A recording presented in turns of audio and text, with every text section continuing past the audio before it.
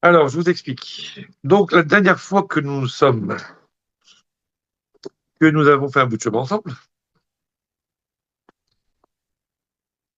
donc la dernière fois, nous avons parlé de la joie comme étant le point central d'équilibre entre tout un tas de choses.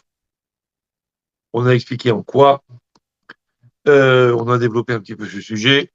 Je vous engage à revoir un petit peu s'il y a lieu de réviser, en quoi c'était tellement important. Il faut affiner, il faut approfondir. C'est quoi cette simra? Comment on y arrive? Qu'est-ce enfin, qu'est-ce qui la compose en réalité? Et surtout, que ce soit un élément fondamental, on en est tous convaincus, enfin, j'espère, et comment, on va dire, ça s'articule au travers de ce qu'on est censé nous appeler la avoda. Ce qu'on appelle avoda en général, c'est avodat Hashem, le service de Dieu, mais on a vu à travers diverses études par le passé que avoda, qui veut dire en hébreu donc, ou le travail, c'est plutôt hébreu moderne ça, ou avoda, le service, de Eved, c'est le serviteur. Donc, Avodat Hashem, c'est le service de Dieu. Mais Avoda, ça vient d'un mot qui veut dire, ça vient d'un mot qui est le mot Iboud le Abed, ça veut dire travailler, travailler une chose. Comme par exemple, quand on va tanner la peau, c'est l'exemple qu'on avait donné à chaque fois. Quand on va travailler une chose jusqu'à le transformer et le rendre meilleur, c'est-à-dire en fait lui donner sa véritable dimension. Donc, dans le cadre de la Avoda, on a dit que la Simcha était un point central et crucial. Maintenant, reste à définir bah, comment ça doit se constituer, comment ça marche. Dans le cadre donc du développement de nous-mêmes pour la Avoda, c'est-à-dire transformation de nous-mêmes. Avoda, donc donner la meilleure dimension de ce qu'on peut être. Vous comprenez? Comme quand vous tannez la peau, on a déjà vu cet exemple, vous prenez de la peau de vache et vous en faites une magnifique paire de chaussures ou un magnifique sac qui va avoir une dimension incroyable, duquel celui qui le regarde et qui ne connaît pas le processus ne pourrait pas imaginer que ça peut venir de la peau de vache, tellement c'est magnifiquement travaillé. Bah, c'est le principe. On est de la matière brute et à nous de nous développer comme il faut. Donc, en quoi cette simcha-là joue un rôle, et c'est ce qu'on va voir, Bezrat Hashem, à travers notre étude d'aujourd'hui, qui sera on va dire, c'est le deuxième volet, comme on l'a dit, mais c'est plutôt enfin, c'est un petit peu le 1.2. Ça veut dire que c'est un petit peu la suite de la dernière fois. Et c'est un peu la transition avant la prochaine étape qu'on va expliquer tout de suite, enfin, juste après. Donc, on a intitulé, on va dire, l'étude d'aujourd'hui sur la base toujours de la référence que j'ai sous les yeux, hein, qui est la même que la semaine dernière. Donc, l'amour et la joie inconditionnelle. Bon, on va essayer de comprendre de quoi il s'agit ici. Il y a un principe, comme toujours, hein, n'hésitez pas à intervenir. Alors, si j'ai pas les yeux sur l'écran et que je vois pas, je regarderai de temps en temps. Enfin, si j'ai pas les yeux sur l'écran et que je vois pas les questions écrites, je regarderai s'il y en a eu quelques-unes par-ci par-là. En tout cas, n'hésitez pas, comme d'hab. Euh,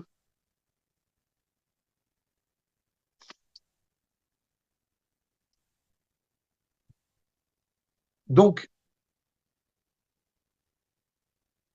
je pense que c'est évident pour tout le monde. Mais si ça ne l'est pas, je veux bien en débattre, que la, la joie, qu'on appelle donc la simcha, découle de ce qu'on appelle ahava. Ahava en hébreu, ça veut dire aimer une chose. Okay, le fait d'aimer une chose conduit à la joie. Je m'explique. A priori, c'est évident que quand on fait quelque chose qu'on aime faire, on est content de le faire. Quelqu'un fait quelque chose pour lequel il a une passion, il aime faire ça.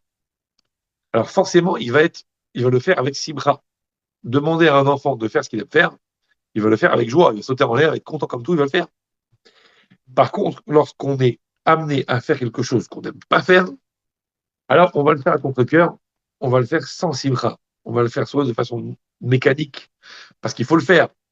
On va se faire un peu violence, mais en tout cas, on va pas le faire avec entrain et on va pas sentir de la simcha dans la démarche de quelqu'un qui fait quelque chose alors qu'il n'aime pas faire ça. Il va se faire violence, par définition. Et donc, il ne va pas le faire avec simcha automatiquement.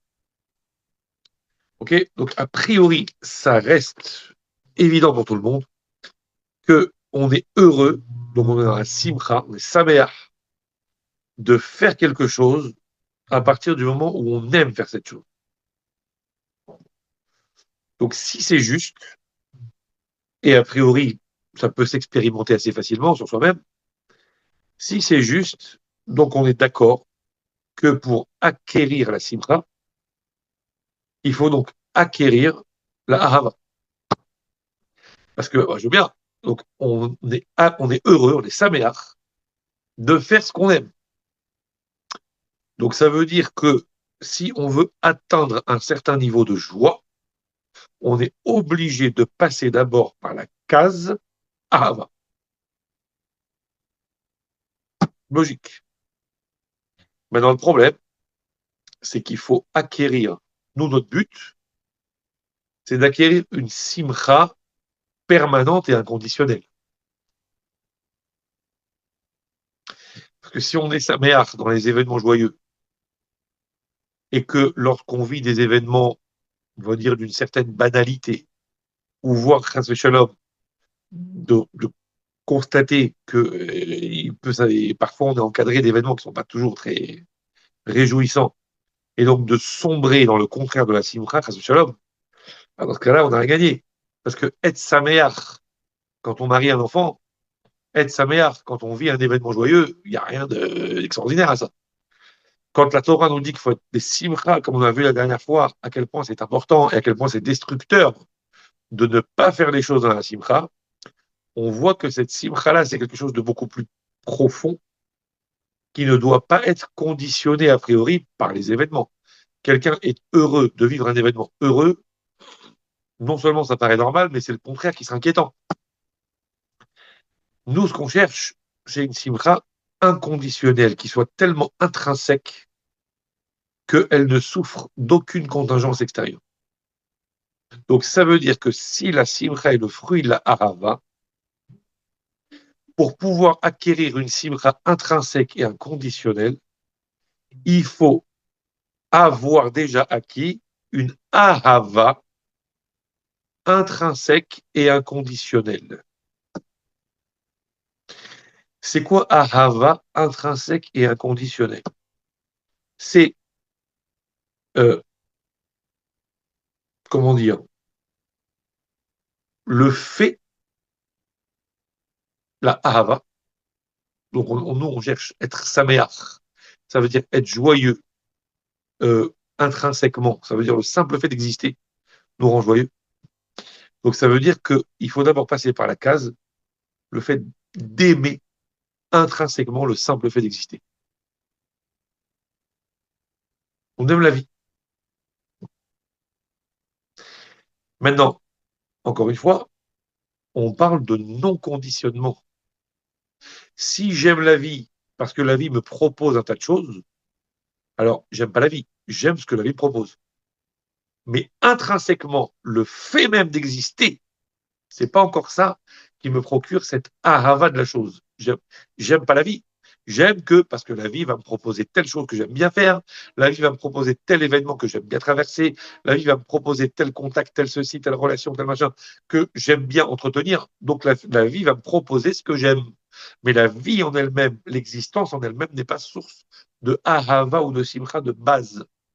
Pour pouvoir être intrinsèquement heureux, pour pouvoir être intrinsèquement dans la ahava de la vie, on est obligé d'aimer être.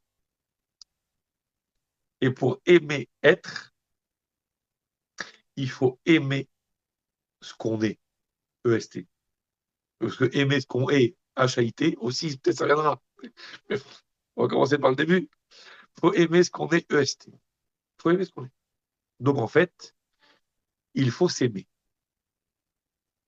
Voilà. On a déjà dit, hein, attention, c'est pas s'aimer, voilà, je suis une bombe atomique. Regarder son reflet dans le brillant de ses chaussures, rien que ça à faire. Alors, on verra Bezrat Hashem dans le développement, au fur et à mesure qu'on va avancer, qu'il y a une ahavat atzmo, un amour de soi contre lequel il faut lutter.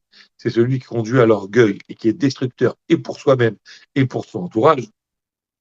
Mais il y a une ahavat atzmo, un amour de soi qu'on doit acquérir parce qu'il est constructif, constructeur, je ne sais pas comment dire, aussi bien pour soi que pour les autres.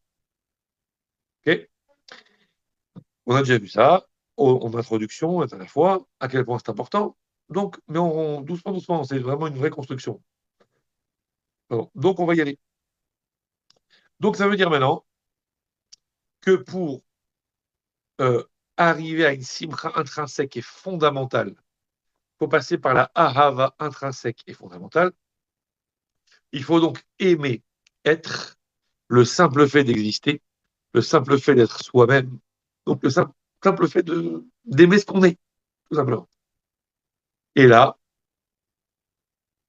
vous vous retenez peut-être de poser la question qui, peut-être fondamentalement, vous brûle les lèvres, mais l'amour, ça vous tombe dessus sans prévenir. Ou on aime ou on n'aime pas.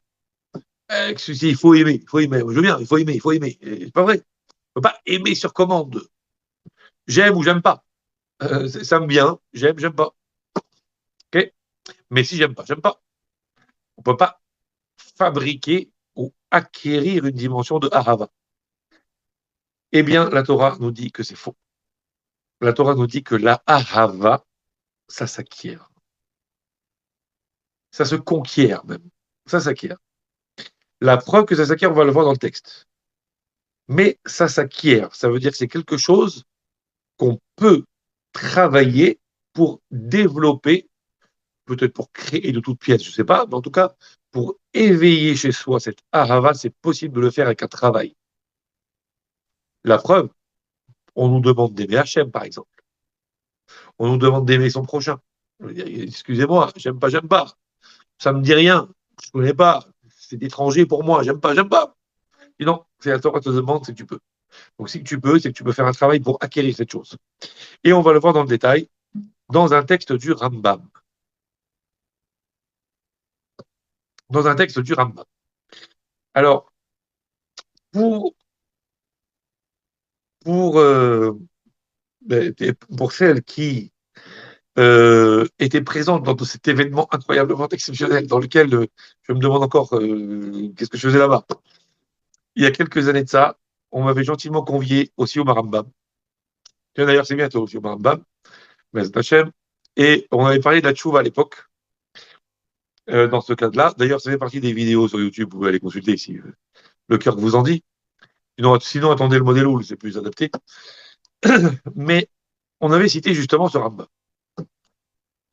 Et ce Rambam qui est édifiant à plein de niveaux, mais plein. En même temps, le Rambam, c'est un océan. Donc là, c'est une petite halakha sur tout l'océan du Rambam, c'est une goutte d'eau mamache. Mais édifiant sur plein de points. Ce Rambam, qu'est-ce qu'il dit? Il se trouve dans les halachot de Teshuvah. Donc le Rambam explique quelles sont les règles de la Teshuvah. Quelqu'un qui veut revenir à Dieu. Merveilleuse entreprise. Quoi de plus extraordinaire que l'enfant égaré qui revient à la table de papa. C'est pas tellement merveilleux, c'est extraordinaire.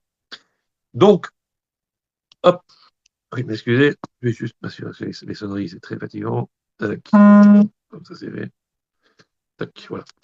Euh, donc, les Chotshuva, là-bas, le Rambam m'explique en détail comment ça se passe, quel est le process, comment ça fonctionne, etc. Et vers la fin, là-bas, en fait, c'est la dernière halakha. Voilà ce que dit le Rambam. Davar yadoua ou barour.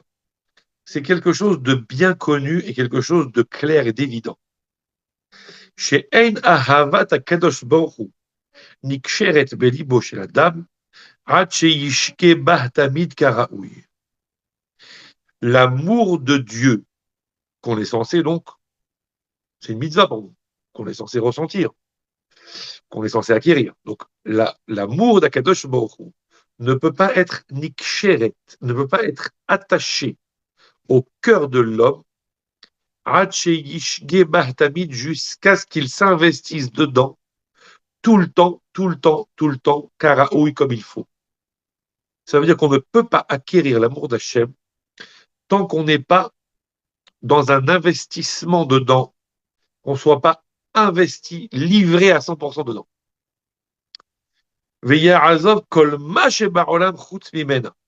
Et qu'on soit amené à abandonner toute chose en dehors de ça qui pourrait donc nous perturber l'esprit et nous empêcher de nous concentrer dessus. Ça veut dire pour acquérir l'amour d'Hachem, il faut une telle dimension d'investissement qu'il faut faire le ménage sur toutes les autres choses qui pourraient nous distraire et nous investir corps et âme, sans arrêt, sans arrêt, sans arrêt, et comme il faut, c'est-à-dire avec l'intensité qu'il faut en termes de puissance et l'intensité qu'il faut en termes de temps, bref, tout le temps et à plein régime, s'investir dans la notion d'amour d'Hachem. Comme ça dit le Rambam. Sinon, on ne peut pas acquérir, on ne peut pas accrocher à son cœur cette dimension de Ahavat Hachem, c'est impossible. Il va expliquer évidemment. Que Moshe Tziva Ve'amar, tout comme Akadosh Baruch Hu lui-même a ordonné, il faut aimer Hachem, Bechol Levavecha, Uvrol Nafshecha. Tu aimeras Hachem de tout ton cœur et de toute ton âme. Tout, ça veut bien dire sans exception. Hop là. Tout, ça veut bien dire sans exception. Ça veut dire si tu dois aimer Hachem de tout ton cœur, ça signifie qu'il ne peut pas y avoir d'autres formes d'attachement ou d'autres formes, comment dire, d'affection, de ahava, qui pourraient aussi prendre une certaine place dans mon cœur et qui pourraient rivaliser ou amoindrir la ahava d'Hachem que je pourrais avoir. Ok? Vous allez me dire, mais attendez, mais on a aussi, par exemple, l'amour du prochain. Et on doit aimer son conjoint, on doit aimer ses enfants. C'est quoi ça? Ah oui, mais ça, il faut croire que toutes ces dimensions de ahava qu'on doit évidemment avoir, qu'on doit évidemment ressentir, ok, pour son conjoint, pour ses enfants, pour son prochain, pour ceci, pour sa famille. Évidemment, chacun à son niveau et à sa juste mesure, évidemment. On ne mélange pas tout. Mais il faut croire que ce sont des ponts qui nous permettent aussi de nous hisser à la Ahavat Hashem. Et ce n'est pas de la concurrence à la Ahavat Hashem. Ça, il faudra le comprendre une autre fois. Mais par exemple, l'amour qu'on a pour ses enfants, ce n'est pas quelque chose qui nous déconnecte de l'amour de Dieu. Au contraire. Au contraire. Quand, par exemple, on supplie à Kadosh Baruch d'avoir pitié de nous, okay, où on demande à Kadosh Baruch Hu, Rachem alenu, et pitié de nous, qui est Rachem aval banim, comme a pitié un père pour ses enfants. Donc on voit que la ahava qu'on a pour ses enfants permet de comprendre comme ça veut dire un chouïa de chouïa, à quel point Akadosh Baruch Hu, en tant que notre Père absolu, comment Akadosh Baruch Hu, il nous aime. Vous comprenez? Nous, on a un enfant, on n'est pas content après lui, il nous fait comme ça. Et d'un seul coup, au fond, on craque comme du chocolat au soleil. Impossible. Donc, Akadosh Baruch Hu, c'est sûr que ne peut pas imaginer encore à quel point Akadosh Baruch Hu, il nous aime. Donc, forcément, si on a idée de à quel point il nous aime, évidemment, ça va aussi développer chez nous une ahava pour Akadosh Baruch Hu. Donc, la ahava de la relation à l'autre est un pont, on va dire, qui nous amènera, à force de comprendre, d'approfondir, à une forme d'Ahavat Hashem, évidemment. Donc, c'est pour ça qu'il y a aussi une mitzvah d'aimer dans le cadre le plus élémentaire. Mais tout ce qui pourrait nous, on va dire, nous déconcentrer dans notre investissement vers ce qu'on appelle Ahavat Hashem, et tout ce qui pourrait nous amener à l'amour de Dieu, tout ce qui est Chutz Mimena, tout ce qui est étranger à l'amour de Dieu, on doit le mettre de côté et consacrer tout son cœur à l'amour d'Hachem. Ça, c'est ce que dit le Rambam. Il va finir encore. Donc l'amour d'Hachem est quelque chose qu'il faut acquérir et pour lequel il faut être investi tout le temps, tout le temps, tout le temps, tout le temps. Il continue et dit Eno, Eno ohev akadosh baruch hu. Et on ne peut aimer Dieu. Et là, bedaat sheyedaehu. Uniquement par la connaissance qu'on aura de lui, ve'alpi haddea tiye ahava. Et, comment on pourrait dire ça, proportionnellement à la connaissance qu'on en aura, ainsi sera la ahava. Im me'at me'at, ve'im harbe harbe. Si la connaissance est moindre, alors la ahava sera moindre. Ve'im harbe harbe. Et si la connaissance est grande, si on a beaucoup de connaissances d'Hachem, alors harbe, la ahava d'Hachem sera en conséquence plus importante. Plus on en connaît de Dieu, et plus on aime Dieu. Okay? Fonction de la déra, fonction de la connaissance qu'on en a, de la conscience qu'on a de Dieu, fonction de ça, la ahava va venir. Les fichach, le Rambam continue et dit c'est pourquoi l'homme doit se consacrer les havin ou les haskil, bechochmot ou tuvunot, amodirim lo et kono. C'est pourquoi l'homme doit se consacrer à toutes les sagesses et toutes les connaissances qui puissent lui faire apprendre qui est son créateur. En fonction évidemment des capacités humaines qu'on aura de comprendre et de percevoir qui est Dieu. Mais plus tu percevras qui est Dieu, et plus tu t'investiras dans tout ce qui permettra d'avoir une connaissance de Dieu, et plus tu feras naître chez toi Ahava. Ça, c'est le Rambam. Le Rambam s'arrête. De là, nous voyons que la Ahavat Hashem, que l'amour d'Hachem, ne s'acquiert que par la connaissance d'Hachem et le fait d'avoir comment dire, une perception très claire de, entre guillemets, qui il est, ou en tout cas, comment il se conduit à notre égard. Bref, comment fonctionne, si je puis dire, c'est un peu osé, comment fonctionne Akadosh Baruch Hu dans sa relation avec le monde. Plus j'en connais, plus j'en sais, plus j'aime. Donc la Ahava, la connaissance de Dieu, est à l'origine de l'éveil, de la naissance et de l'épanouissement de la Ahava, de l'amour qu'on aura de Dieu.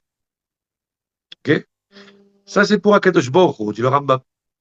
Mais maintenant, on peut extrapoler, on peut réfléchir, c'est pas interdit.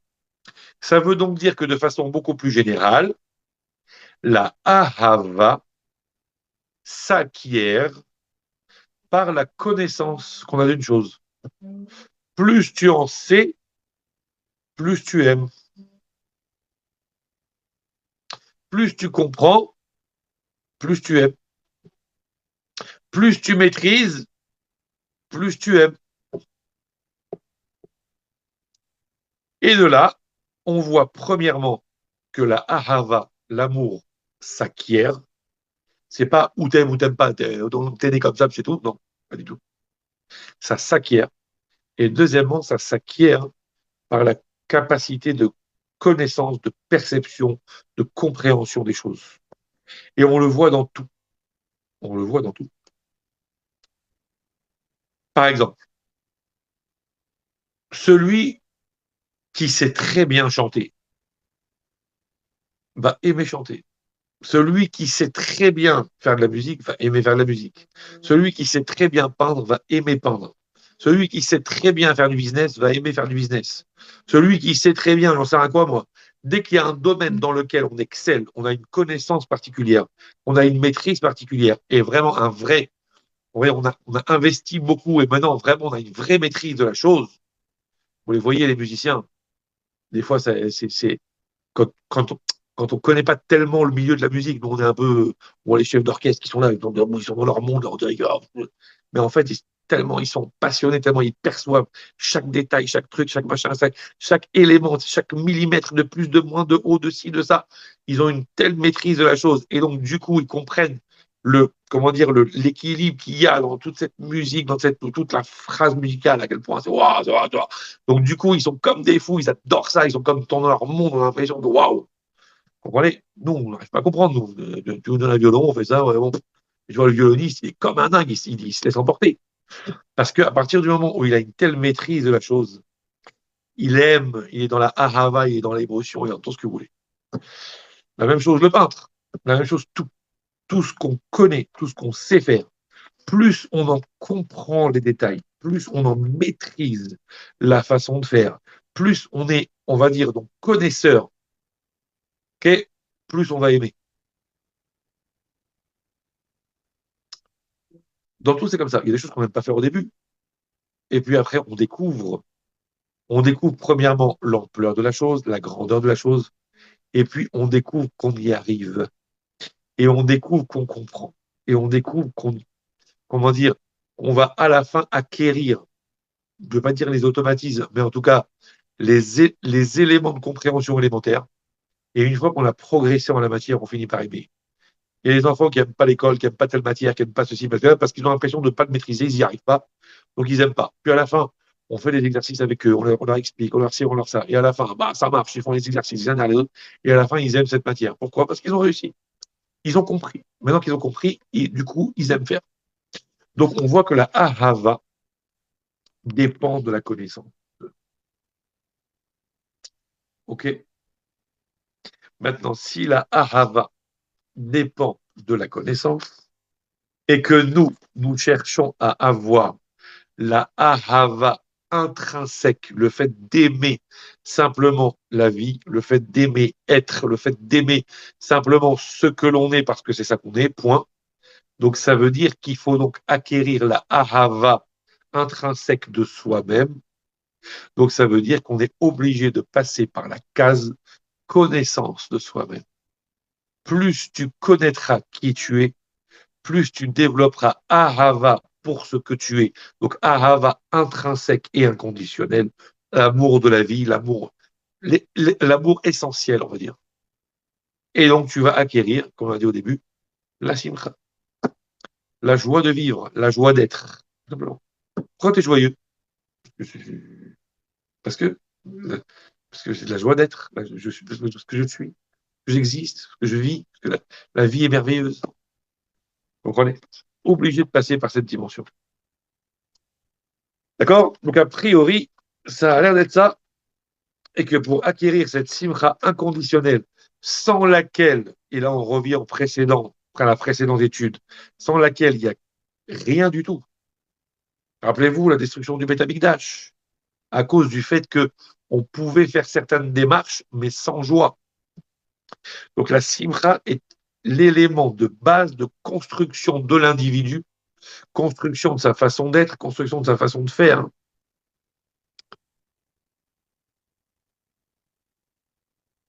Attendez, je vais relire. OK, donc ça veut dire que c'est impossible de faire l'économie de la simra. Ça, on l'a vu la dernière fois.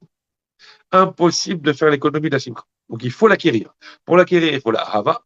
Et pour acquérir la hava, il faut la connaissance. Seulement, nous, attention, on va expliquer encore une fois ici, on ne cherche pas la simra de telle chose, la simra de telle chose, la simra de tel événement, la simra de telle condition de vie. Mais on cherche la simra, point. Donc, il faut acquérir la ahava, point. J'aime. J'aime quoi? J'aime l'existence. Okay, donc ça veut dire qu'à partir du moment où, a priori, l'existence, ça passe d'abord par le fait d'être, parce que, là j'ouvre une parenthèse, si pour me sentir exister, j'ai besoin de passer par des processus du style l'approbation des autres, du style besoin de briller en société, du style j'ai besoin pour me sentir exister, par exemple de me sentir indispensable, de me mêler de tout, parce que j'ai besoin qu'on parle de moi. Alors là, bon, c'est pas ça. Sinon, là, il faut faire un petit travail. Il faut faire un petit travail. Il y a quelque chose qui ne va pas, il manque quelque chose là. Mais normalement, quand on parle de, comment dire, le fait de se sentir exister, le simple fait d'être, tout simplement. Quelqu'un qui a besoin d'éléments périphériques pour sentir qu'il existe ou pour avoir besoin que les autres viennent, on va dire, lui donner un sentiment d'approbation ou d'appréciation pour sentir qu'il a une valeur, ça veut dire qu'il y a quelque chose qui n'a pas été fait ici. Il y a un travail qui n'a pas été fait. On ne parle pas de ça ici. C'est ce dont on parle, nous, c'est ma mâche. Ça veut dire le sentiment d'une profonde, comment dire, sérénité du fait d'être conscient du trésor incroyable que Kadosh Baruch Hu a mis en nous. Et encore une fois, on ne parle pas d'orgueil, parce que ce n'est pas le trésor dans lequel, le trésor que Dieu a mis en moi, mais en nous. C'est vous, tout le monde. Akadosh Baruch Hu a fait de nous des êtres d'exception. Et à partir du moment où on en est convaincu, parce qu'on a reçu des kélim incroyables, alors à ce moment-là, on peut commencer à parler de Ahava et donc de Simcha. Mais là, je reviens sur la question, parce que je crois l'avoir lu, mais je préfère être sûr. Euh,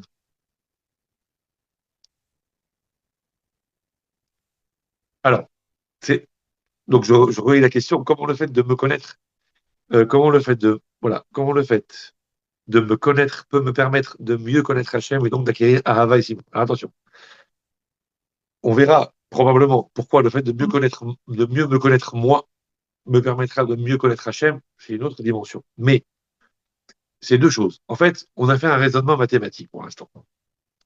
Pour l'instant, c'est que des maths. Euh, c'est la démonstration. La simcha que l'on veut atteindre est le fruit de la ahava. La preuve, c'est que quand j'aime quelque chose, quand j'aime faire quelque chose, je suis heureux de le faire. Donc on est d'accord que la simcha est le fruit de la ahava. Ça, c'est une première donnée mathématique de l'équation. Okay, la simcha est le fruit de la ahava. Okay, deuxième donnée de l'équation, ou du système d'équation plutôt, deuxième équation, la ahava est le produit de la connaissance.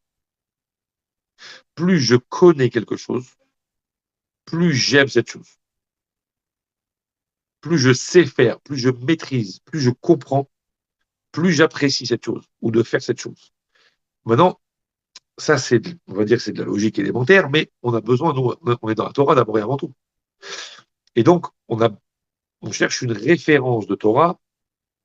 C'est pas qu'on cherche une référence de Torah pour appuyer les dires des psychologues, hein. C'est l'inverse. C'est que Kadosh Baruch Hu a forcément donné une Torah qui a pour effet, pas dire pour but, mais pour effet d'équilibrer l'homme. Vous ne pouvez pas imaginer Akadosh Baruch Hu, notre Père, grand bienfaiteur de l'humanité, qui va nous donner une Torah qui est faite pour nous exploser le cerveau et pour nous faire partir dans tous les sens. Donc évidemment que le but de la Torah, c'est au contraire de nous faire ressentir cet équilibre-là. Donc tout ce que Dieu a mis dans la Torah, c'est pas qu'on va chercher dans la Torah des éléments pour asseoir un raisonnement psychologique. J'ai parlé avec mon psychologue, il m'a dit ça, ça, ça.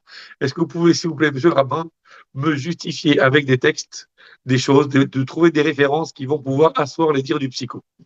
C'est le contraire. C'est que si le psycho a découvert ces choses-là en observant l'humain, c'est parce que l'humain ayant été créé par Akadosh Baruch Hu à partir de la Torah, donc il est évident que vous retrouverez dans la Torah les éléments qui composent l'homme.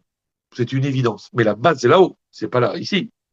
Donc, le fait qu'on trouve dans la Torah des éléments qui nous parlent de ça, c'est la preuve que fondamentalement, dans la création même de l'homme, Akadosh Baruch Hu a généré cette réalité-là qui fait que la Ahava est le produit de la connaissance et la Ahava est à l'origine de la Simcha. Alors, comment puis-je être certain que la Ahava est le produit de la connaissance?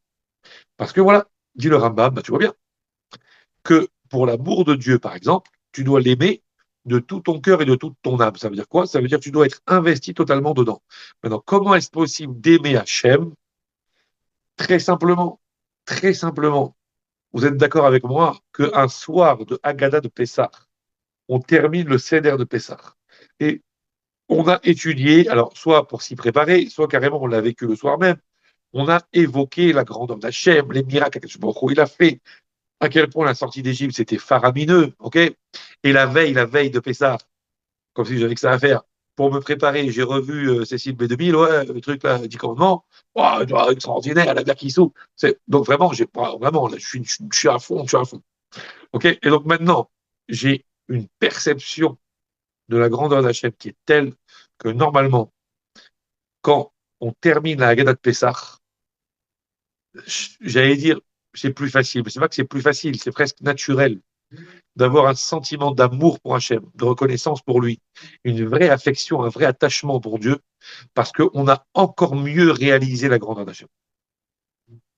Donc on est tous d'accord, dit le Rambam, que la Ahavat Hachem enfin, est le produit de la connaissance d'Hachem.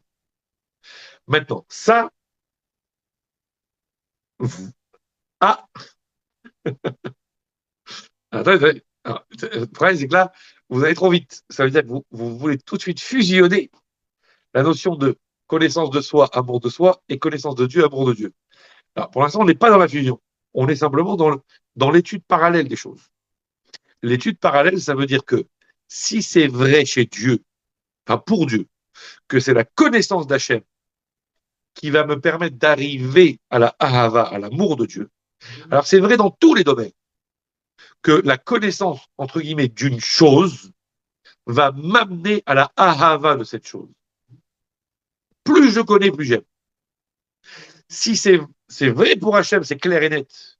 Maintenant, c'est parce que le process, il est comme ça. Dans tous les domaines, plus je connais, plus j'aime. La ahava est le produit de la yedia, de la dea, de la connaissance de la conscience. Maintenant, comme pour acquérir une ahava fondamentale de l'existence, qu'est-ce que tu aimes dans la vie? Les choses qu'on aime. Mais nous, on ne cherche pas à aimer des choses. On cherche à aimer la vie. Aimer le fait d'être. On sort du ventre de sa mère, on est heureux d'exister. Vous comprenez? Comment c'est possible? Le problème, c'est que on est condamné. C'est un mot très mal choisi. Mais bon, on est condamné, a priori, à passer 100, à passer 120 ans avec nous-mêmes. Donc, ça veut dire que l'élément primordial du fait de pouvoir être dans une dimension de ahava sans condition et de simcha sans condition, c'est de pouvoir simplement, dans ce que l'on est, être déjà dans une dimension d'épanouissement et de simcha. Vous comprenez? On est tous d'accord que la vie sociale, on est tous d'accord que la vie matrimoniale, on est tous d'accord que la vie communautaire, on est tous d'accord que la relation avec la Torah, avec Akadosh Baruch Hu, évidemment que ça procède aussi de l'épanouissement, et heureusement qu'il y a ça et tout ce que vous voulez, évidemment. Mais il n'en reste pas moins que le point de départ de tout l'épanouissement, et j'allais dire même le point d'ancrage de tout l'épanouissement de l'homme et de tout ce qui s'en suivra après. Ça veut dire le fait qu'il va s'épanouir au travail, le fait qu'il va s'épanouir dans sa vie familiale, le fait, dans le désordre, tout ça, le fait qu'il va s'épanouir dans sa vie religieuse, le fait qu'il va s'épanouir dans toutes les couches de l'existence, prend son ancrage dans le fait qu'il va s'épanouir, point. Et ce fait de s'épanouir, point, commence au point de départ, c'est-à-dire avant de commencer à rechercher dans le cercle, même le plus serré qui est autour de lui, avant de commencer à chercher dans le cercle, vous commencez à chercher dans le centre du cercle. Et le centre du cercle est là. Donc, pour pouvoir faire en sorte que cette ahava-là me permette ensuite d'être dans une ahava de l'autre, une ahava de mon copilote de la vie, une ahava de mes enfants, une ahava d'Akadosh Baruch Hu, une ahava, je n'en sais rien moi, de mon métier, peu importe. On est d'abord obligé de passer par une case centrale, fondamentale, et sans laquelle il n'y a que dalle. Un peu exagéré. Mais rien du tout. Sans laquelle il n'y a rien. c'est la ahava intrinsèque. Comprenez? Aller chercher de l'équilibre social, aller chercher de l'équilibre professionnel, aller chercher de l'équilibre familial, aller chercher de l'équilibre communautaire, aller chercher de l'équilibre dans la relation avec Dieu chez quelqu'un qui est déjà cassé en miettes à l'intérieur, bah essayez, essayez, vous allez voir. Je vous prie de m'excuser. Ah, voilà, c'est ça le truc, c'est que c'est pas un état de fait. Ce n'est pas un état de fait. Je peux pas dire j'aime la vie ou j'aime pas la vie. Moi, je suis né comme ça. Je suis un race ratique. Je suis un race ratique. J'aime pas la vie. La vie me saoule, tout me saoule. J'aime pas. Je sais pas comment je suis fait. J'aime pas ma tronche. J'aime pas ma façon d'être. J'aime pas qui je suis. J'aime pas mes réactions. Donc je m'aime pas. C'est comme ça. J'aime pas la vie. La vie c'est moche. Le ciel il est trop bleu, il est trop gris, il est trop blanc, il est trop. Ça veut dire le type. Eh ben celui-là, il peut devenir un, un feu d'artifice. Il peut. Vous comprenez? Il peut passer de la rasera la plus absolue et de la détestation de tout. On en connaît peut-être des comme ça, je sais pas. Peut-être pas du tout, mais un peu quand même. Okay.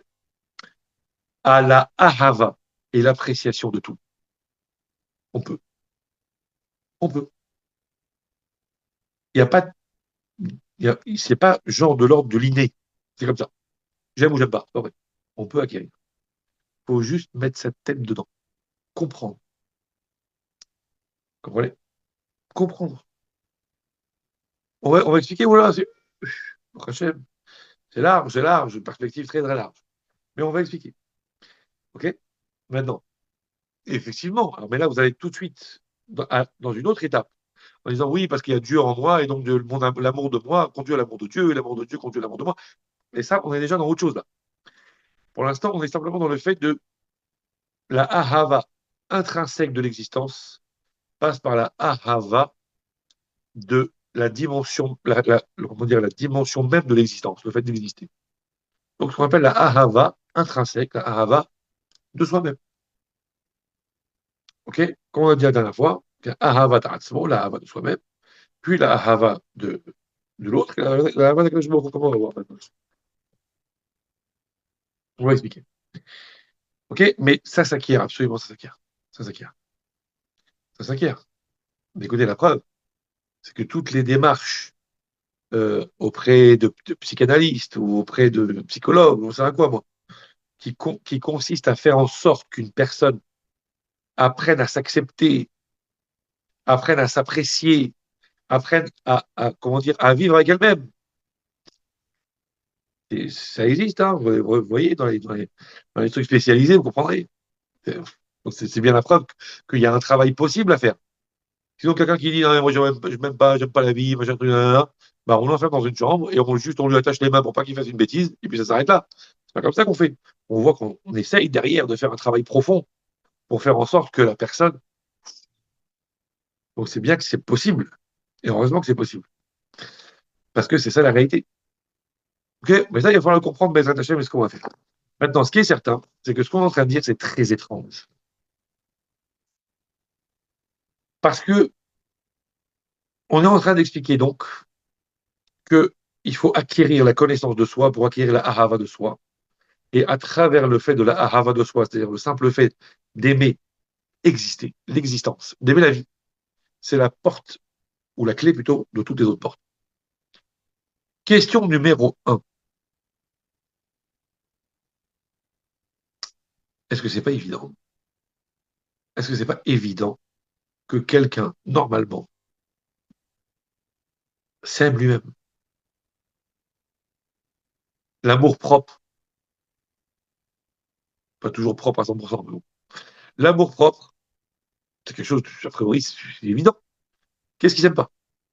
Vous comprenez? La preuve, c'est que bien souvent, il y a des gens qui deviennent justement insupportables du fait qu'ils s'aiment tellement qu'ils vont griller tous ceux qui sont sur leur passage.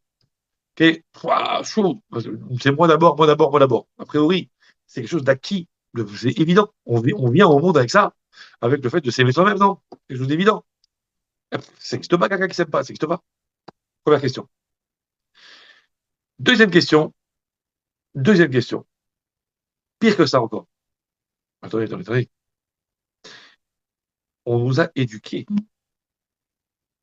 a priori des gens normaux, des gens bien intentionnés, nous ont éduqués que nous, on est sortis du ventre de notre mère en, en ayant pour soi-même un amour profond. Je m'aime, donc je passe en premier. Il y a deux bonbons sur la table, ils sont pour moi. Et nos parents, nos éducateurs, nos maîtres nous ont appris à outrepasser notre amour de nous-mêmes pour partager avec l'autre. Donc ça veut dire que on nous demande de faire abstraction de la ahava qu'on a pour soi au profit de la ahava qu'on est censé avoir pour quelqu'un d'autre. Ok, faut penser à l'autre aussi, faut penser un peu aux autres, faut partager, il n'y a pas que toi. J'adore. Oh, oh, oh. Donc dans ce cas-là, ça veut dire que maintenant tu es en train de m'expliquer. Maintenant, tu es en train de m'expliquer. Tu as l'audace de m'expliquer maintenant que toute la avodat Hashem, ça veut dire tout le service de Dieu, tout l'épanouissement personnel de la personne qui l'amènera à devenir un serviteur d'Hachem efficace. Tout mon épanouissement personnel prend son point d'ancrage dans le fait qu'il faut être dans une ahavat atzmo, il faut s'aimer soi-même. Mais attends, mais on a passé 25 ans, 50 ans à me dire que, mais tu vas pas, non? Et on peut pas. Faut, peut pas, faut faire abstraction un petit peu, faut savoir se sacrifier soi-même pour les autres, faut savoir s'enlever un peu de profit de soi pour partager avec les autres. Je comprends pas, il n'y a rien de logique là-dedans. Donc a priori, c'est très contradictoire tout ça. Maintenant, tu es en train de me dire au contraire, Ahavat Haratzmo, le fait de, comment dire, de, d'avoir une Ahava de sa propre existence, c'est ça qui conditionne tout le reste. Attends, on a passé ma vie à m'expliquer que c'était le mal absolu. Ok. Donc, premièrement, qu'est-ce que tu as besoin d'aller me chercher? De me dire que l'homme, il doit acquérir l'amour de lui-même. C'est évident. C'est de base, quoi. Pas besoin d'aller chercher. Et deuxièmement, au contraire, on m'apprend depuis que je suis petit à lutter contre ça, ok, en me disant que l'amour de soi-même, c'est pas bien. Il faut au contraire faire un peu de place pour les autres. Donc c'est bizarre. Ok. Donc on va expliquer. Mais encore une fois, c'est couche après couche avec la chaîne. J'espère que vous n'êtes pas pressé. Hop là. J'espère que vous n'êtes pas pressé dans ce sens que tout travail efficace est un travail couche par couche. Vous voyez, c'est l'épiderme, le truc d'herbe, toutes les couches là, vous voyez, quand ça, faut que ça rentre, ça rentre, ça rentre. C'est long, c'est long. Mais bon, Hachem, tout, bonsoir, bonsoir. Tout travail trop rapide risque d'être un peu inefficace et furtif. Ça risque de ne pas s'installer convenablement. Vous comprenez. C'est ça le souci. Donc c'est pour ça qu'on y va tout doucement et on essaie de comprendre vraiment les choses telles qu'elles sont, mais dans leur profondeur. Parce que de vouloir, on va dire, euh, acquérir et ingurgiter les choses d'une étape à l'autre trop rapidement, alors sur le moment, on va être waouh, subjugué, mais comme ça vient, ça part. Alors qu'au contraire, vous voyez quelque chose qui doucement, doucement, ça va rentrer. Là, c'est au contraire, ça, c'est profond. Donc c'est ce qu'on est en train de faire. Il ne faut pas être pressé, mais on cherche l'efficacité, mais attaché avec l'aide de Dieu. Euh, alors regardez,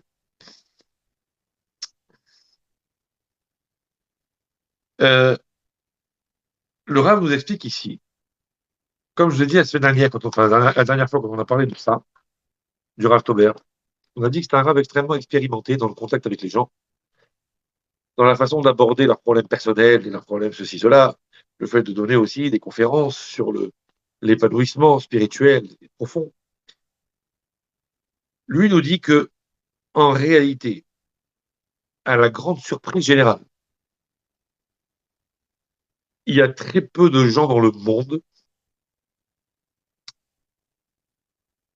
qui, qui ont de la ahava pour eux-mêmes, contrairement aux apparences. On va expliquer. Contrairement aux apparences, il y a peu de gens qui ont de la ahava pour eux-mêmes. Lui, il dit, c'est quelques yechidé ségoula, quelques exceptions, quelques êtres d'élite. Bon. Il dit, la plupart des gens ne s'aiment pas. Pourquoi?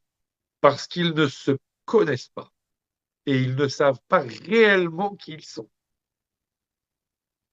Et donc, de ce fait-là, puisque selon le raisonnement mathématique qu'on vient de tenir, on ne peut pas s'aimer si on ne se connaît pas. Donc, de ce fait-là, si quelqu'un il n'a pas une connaissance approfondie de qui il ne peut pas prétendre qu'il a de la ahava pour lui-même.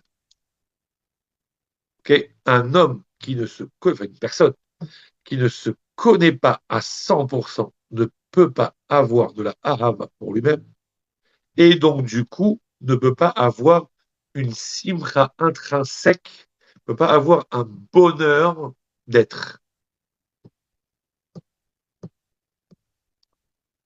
Bizarre, hein?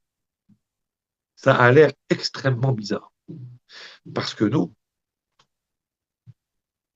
je veux dire, il suffit d'allumer 2 minutes son poste de radio pour écouter des gens, toutes sortes de gens, hein, mais des gens qui sont aux manettes, qui sont aux armes, aux commandes d'un pays, d'une région, d'une ci, d'une ça. Ils s'aiment très bien, les gens, ils s'aiment beaucoup même, hein. La République, c'est moi! Ils s'adorent, les gens. Eh ben non, c'est pas ça l'amour de soi. Ça, c'est du bidon. Le vrai Ahavat Atzmo, ils n'ont pas.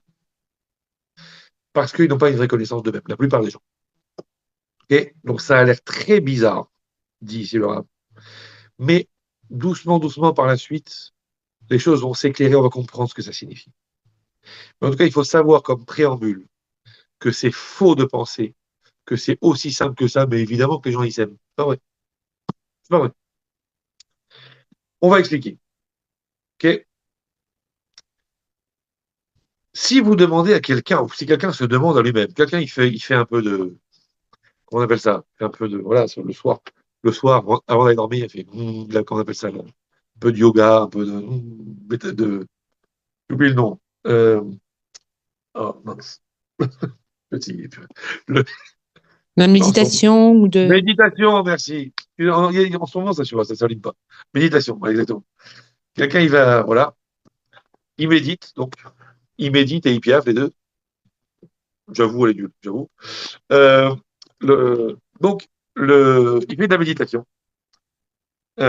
Entre parenthèses, méditation, il ne faut pas s'imaginer que la méditation, faut pas s'imaginer que c'est des trucs, le Dalai Lama et compagnie. Donc, genre la Vodazara et tout. Pas du tout. D'abord, il existe une méditation juive, déjà, il faut le savoir. Enfin, c'est la base. Euh, Rabbi Nachman de Breslev en a beaucoup parlé. Vous savez, quand on étudie la Torah et que, vous voyez, dans les yeshivot, quand ils étudient, ils sont très concentrés, ils chantent en même temps et ils répètent tout le temps les trucs. Et des fois, quand on chante des chants chassidiques, des nigunim, on répète en boucle des phrases, ça, c'est une forme de méditation. Ça veut dire que c'est une élévation qu'on recherche à travers le fait de se concentrer sur un mot, de se concentrer sur une phrase, de se concentrer sur une idée. En fait, c'est quoi la méditation? C'est juste la focalisation sur un point à partir duquel on va commencer à nourrir une réflexion et une élévation et une concentration. Donc, à un moment donné, il va être dans un moment de calme, il va se concentrer sur lui-même et il va faire donc cet instant de retour sur lui-même. Et il va se dire, mais au final, mi-ani, qui suis-je? Ouais, qui suis-je? Où vais-je? Dans quelle étagère? Comme dit l'autre. OK? Qui suis-je? Et si vraiment il se pose la question profondément, il va être forcé de réaliser à quel point c'est difficile de se définir réellement. On va expliquer.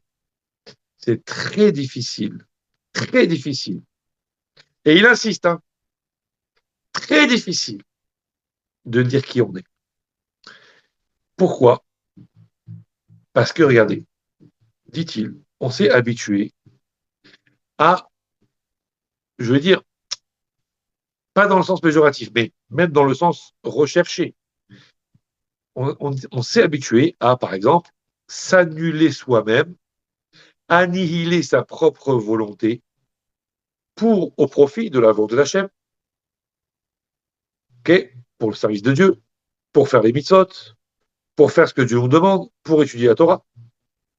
Donc, de ce fait-là, rien que dans une vie spirituelle profonde, en fin de compte, on, on est, EST, les vecteurs de la réalisation de la volonté d'Akadosh Baruch Hu, la volonté de quelqu'un d'autre en gros. Okay, et donc, de ce fait-là, euh,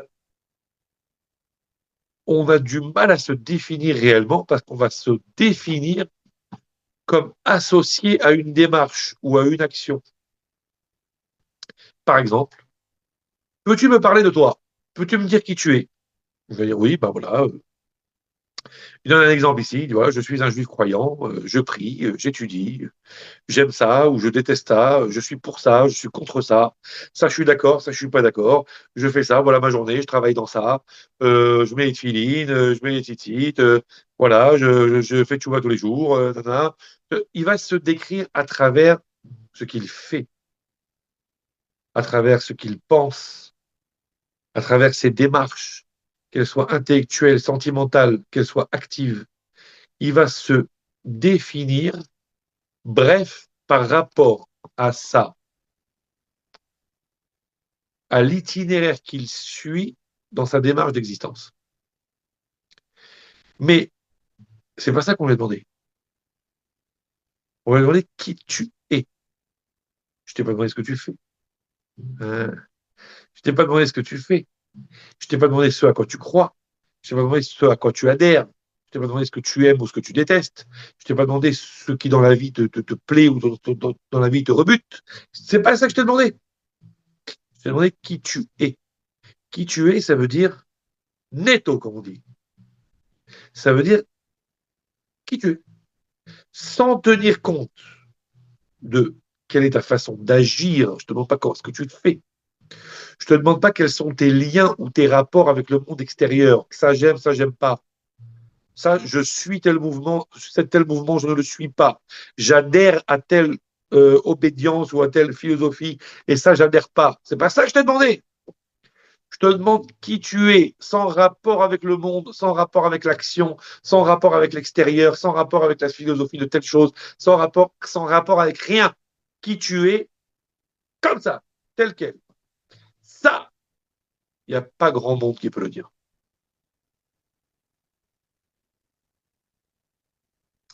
Donc, peu de gens se connaissent. Beaucoup de gens savent ce qu'ils font. Beaucoup de gens savent ce qu'ils aiment. Beaucoup de gens savent à quoi ils adhèrent. Beaucoup de gens savent à quel genre de personnes ils peuvent s'attacher. Mais qui on est indépendamment de tout contexte. Vous voyez, comme quand vous faites un montage photo ou vidéo, vous enlevez il y a l'éraseur, là, comment dire en français, avec l'accent anglais, tout ce qu'on peut. Eraser, bon, bref, l'effaceur, quoi, qui efface tout le contexte, si vous mettez tout à la main, tout, on vous enlève tout. Il n'y a que vous maintenant. On vous enlève tout le contexte. Il n'y a rien de rien. Il n'existe, la notion d'histoire avec un grand H, la notion d'histoire n'existe pas. La notion de relation avec un tel, un tel, un tel, même la notion de croyance en Dieu, allez, n'existe pas. Il y a rien d'extérieur à vous. Vous êtes qui?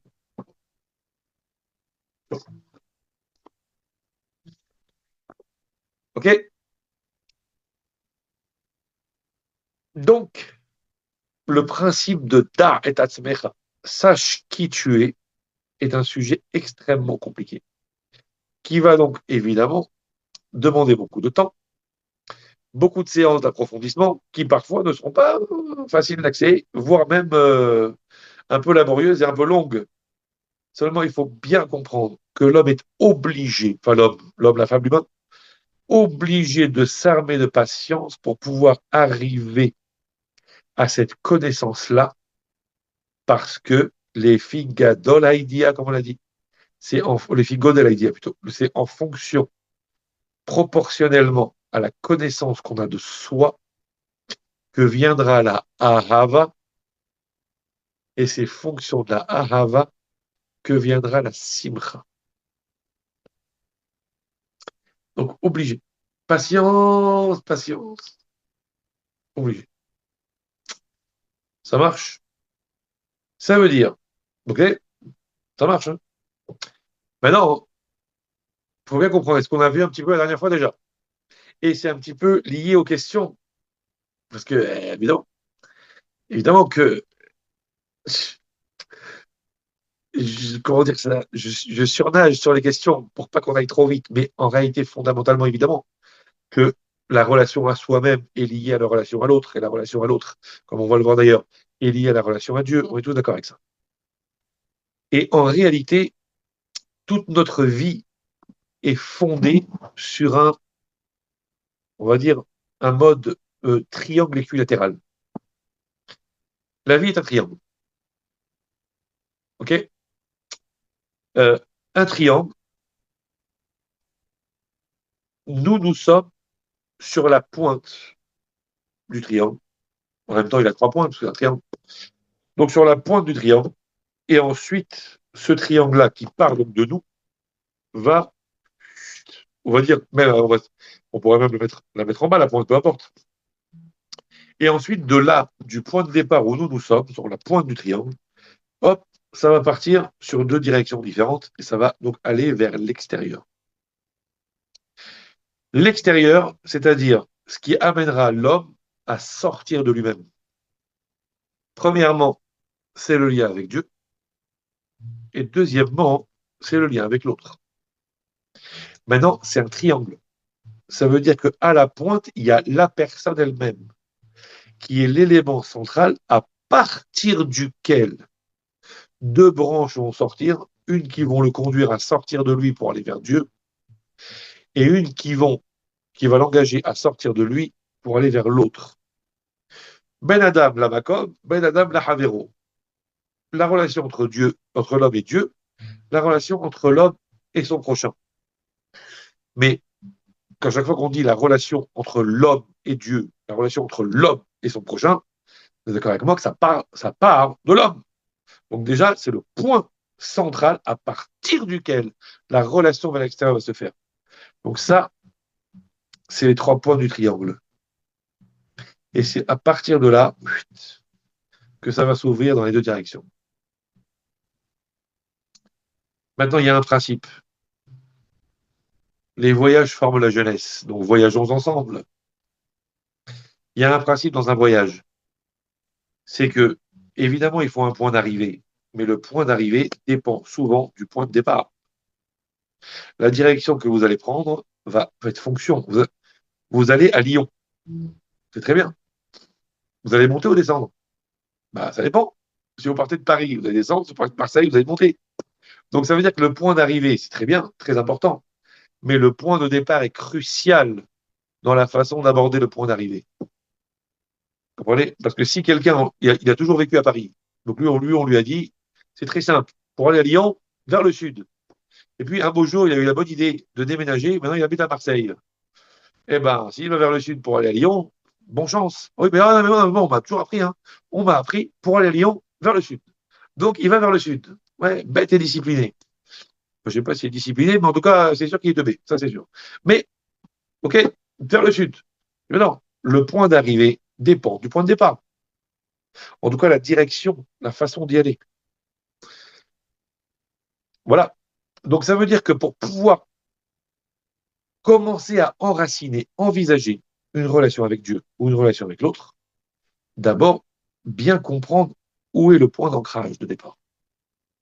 Ce point, la pointe du triangle sur laquelle nous sommes, est déjà obligatoirement appréhender, envisager, comprendre, pour pouvoir ensuite faire en sorte que les deux côtés du triangle puissent s'élargir convenablement dans la bonne direction. Ça veut dire qu'en n'ayant pas cette construction initiale, on peut, on pourrait, on parle en conditionnel, c'est plus prudent, on pourrait mal calculer sa trajectoire dans la direction du service de Dieu et passer à côté. Pareil, dans la dimension de la relation à l'autre, si on a mal appréhendé le point d'ancrage, le point de départ, on pourrait passer à côté.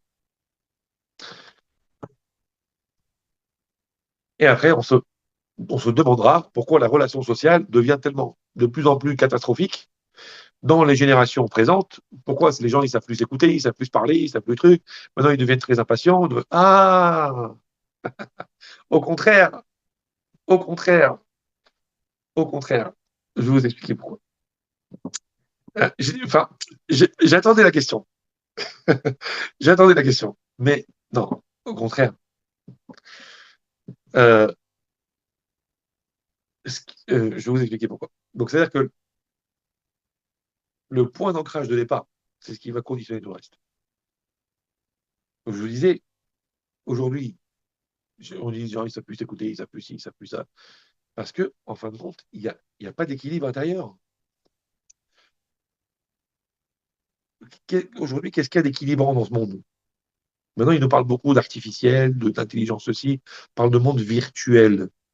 Ça veut dire qu'en fait, plus on va, plus c'est virtuel, plus c'est artificiel, plus je sais pas quoi. Donc ça veut dire qu'en fait, on est en train de vous dire, allez-y, messieurs, dames, installez-vous.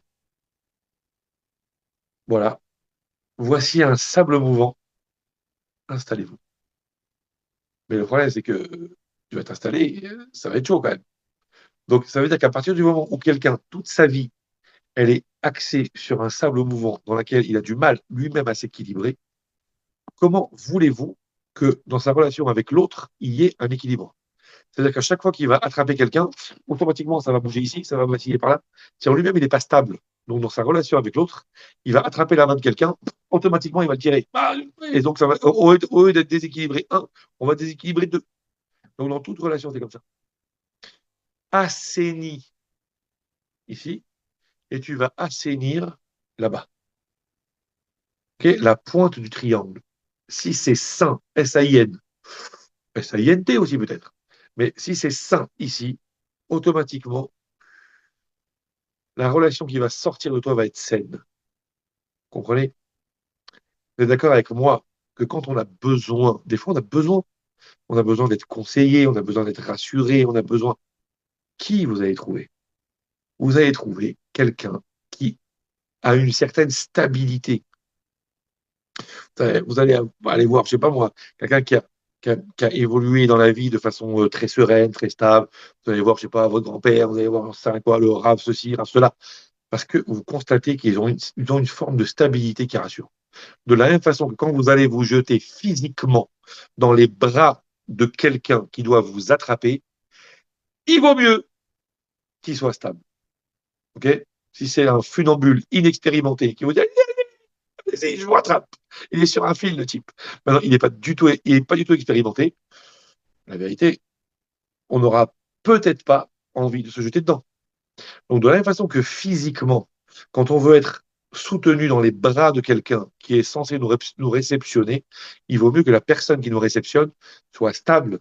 De la même façon, dans le fait de se jeter dans les bras de quelqu'un de façon, comment dire, spirituelle ou comment dire, philosophique ou chose comme ça, donc imagée, quoi, bah, on va s'en remettre à quelqu'un qui est stable. C'est logique. Parce que la relation à l'autre ne peut pas être stable. Donc moi, je ne peux pas attraper la main de quelqu'un et lui assurer une forme de stabilité si moi-même, je bouge dans tous les sens. C'est impossible. Donc d'abord, assainir là, et ensuite, ça assainit tout le reste. Vous comprenez? Pareil avec Dieu. Ma vision du service de Dieu, ma vision de la beauté de Torah et Mitzvot, ma vision de la grandeur d'Hachem passera d'abord par l'assainissement ici. Et on va expliquer. Il y a un principe, écoutez bien, on va terminer avec ça qui est quand même très tard. Je viens de regarder la montre, là, j'ai pris un coup de sang. Surtout pour vous, pour Hachem. Mais regardez, il y a un principe dans la Torah que vous connaissez qui a été énoncé par deux personnes un petit peu différemment. Mais en gros, ils ont dit, à première vue en tout cas, après il y a de longs approfondissements pour expliquer en profondeur la différence entre les deux, mais ils ont dit grosso modo plus ou moins la même chose. C'est Hillel Azaken, ouais, qui est un grand Tana, que vous connaissez, Hillel, et Rabbi Akiva, qui est aussi un grand Tana, donc des sages de la Mishnah. Hillel Azaken a dit que c'est la fameuse histoire un monsieur qui voulait se convertir au judaïsme, mais genre un peu en mode j'ai pas le temps. Donc il était allé voir Shammai, qui est donc aussi un Tana de l'époque d'Hillel. C'était son contradicteur à Hillel. Il lui a dit, tu peux, voilà, j'aimerais bien me convertir, donc si tu peux m'enseigner la Torah vite fait, le temps que je tienne debout sur un pied, Jean.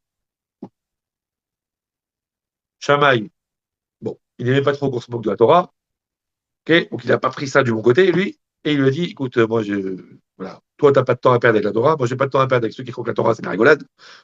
Merci, au revoir. Il a têtu. Enfin, il a gentiment remballé. Excusez-moi. Il est allé voir Hillel, et vous savez, Hillel, connu pour son incroyable patience, pour son incroyable, comment dire, affabilité. Ça, on dit affabilité? On dit très affable, quoi. Incroyable. Bon, allez comprendre. Alors, ça ne veut pas dire que Shammai était un fou furieux, complètement débile, hein. Chas Shalom. C'était, ok, mais c'est deux modes. Ah, il faudrait analyser aussi, évidemment, pourquoi Shammai, comme si, quoi il avait ces réactions-là. Attention, surtout que Shammai, dans le Pirkei Avot, c'est lui qui dit Heve mekabel et kol adam besever panim yafot. Veille toujours à accueillir tout le monde avec un visage ouvert. Shammai, donc, attendez, c'est pas celui qui va vous dire non, non, mais oh, vous remballez tout le monde, vous faites le relou, là, hop.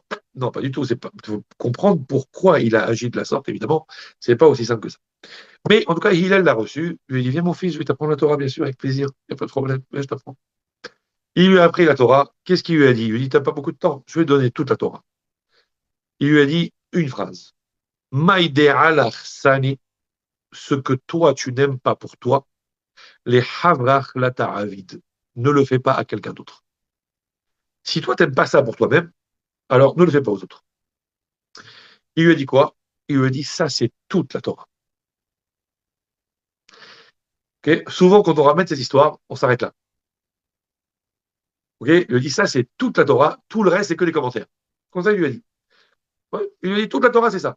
Ce que toi, t'aimes pas pour toi, ne le fais pas aux autres. Et tout le reste, c'est que des commentaires de ça. Mais dans la suite, il lui a dit maintenant, Zil Gomor, maintenant, va étudier. Tout est là en réalité. Souvent, on ramène l'histoire, on oublie ces deux mots. Il lui a dit voilà, toute la Torah, c'est ça. Le reste, c'est que les commentaires. Maintenant, va étudier. Alors, il n'était pas en train de brader la Torah, hein. On n'est pas en train de dire oui, bien sûr, allez-y, achetez, rien qu'acheter, je vous fais la Torah sur un pied avec plaisir. C'est une grande promo commerciale, 95% de réduction, ça va pas, non? Donc, la Torah elle n'a rien à vendre. On n'est pas là pour faire de la promo, on n'est pas là pour ça. Ok. Quand les Hachamim disent quelque chose, c'est que c'est fondamentalement vrai. La Torah n'a pas besoin d'adeptes. C'est nous qui avons besoin de la Torah. C'est pas la Torah qui a besoin de nous. Ok. En tout cas, fondamentalement. Après, on peut affiner, mais c'est ça la réalité. On n'est pas là pour brader, pourvu qu'il y ait des acheteurs, pourvu qu'il y ait des adeptes, pourvu qu'il y ait des followers. Pas du tout. On n'a jamais sillonné le monde entier, nous, pour aller par force obliger les gens à adopter les principes du judaïsme. Ça n'a aucun sens. Ça n'a aucun sens. Donc, Hillel n'a pas fait ça pour brader la Torah. Il a dit la stricte vérité. Ce que tu n'aimes pas pour toi, ne le fais pas aux autres. Rabbi Akiva, il a dit un petit peu différemment. Il a rajouté peut-être sa touche personnelle à lui. Et il a dit Ve'ahavta le're'acha kamocha, tu aimeras ton prochain comme toi-même, qui est un verset de la Torah. C'est un passage de la parashat de Kedoshim. Zeklal gadol bator. C'est un principe fondamental de la Torah. Okay, en gros, c'est pareil. Hillel qui dit ce que toi tu n'aimes pas pour toi, tu le fais pas aux autres, c'est toute la Torah. Tout le reste, c'est gravite autour. Et Rabbi Akiva qui dit tu aimeras ton prochain comme toi-même, c'est le principe fondamental de la Torah. Donc en fin de compte, grosso modo, ils ont dit pareil. Entre parenthèses, donc ça veut dire quoi? Ça veut dire que toute la Torah, ça tourne autour de ce fait-là, que tu fais attention à respecter l'autre. Bon, maintenant, mais, si c'était si simple. Rashi, dans la Gemara, pas sur Chumash, mais dans la Gemara, qui justement évoque ce sujet-là dans la Masechet Shabbat, Rashi, il dit c'est qui Re'acha, ton prochain, ton proche. Ouais, tu aimeras ton prochain. ton proche, quoi, l'autre. Rachid dit c'est qui? Re'acha ve're'a avicha al ta'azov. C'est écrit dans un verset des Michelet, des proverbes du roi Shlomo Amelech. Re'acha, littéralement ton prochain, et le proche de ton père, al ta'azov. Rachi explique que quand on dit le proche, celui qui est proche de toi, ton proche, et le proche de ton père, al ta'azov, ne l'abandonne pas. De qui on parle, dit Rachi là-bas dans le verset? On parle d'Akadosh Baruch. Celui qui est ton proche, ça veut dire, ouais, ton proche, à toi, et qui a déjà aussi le proche ancestral de tes ancêtres, ne l'abandonne pas. On parle de Dieu, dit Rachi. Re'acha, c'est Akadosh Baruch Hu. Et il se sert de ce passouk de Shlomo Amelech pour expliquer que même dans le verset de la Torah, tu aimeras ton prochain comme toi-même, ça parle aussi de Dieu. Et il dit, qu'est-ce que ça veut dire?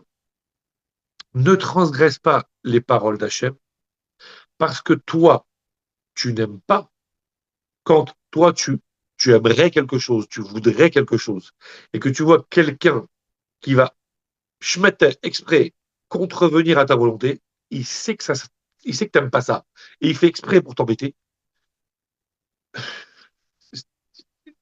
T'aimes pas, ça t'embête. La vérité, et ben, à Kadosh Baruch Hu, la même chose. À Kadosh Baruch Hu, ici, ça, j'aime pas.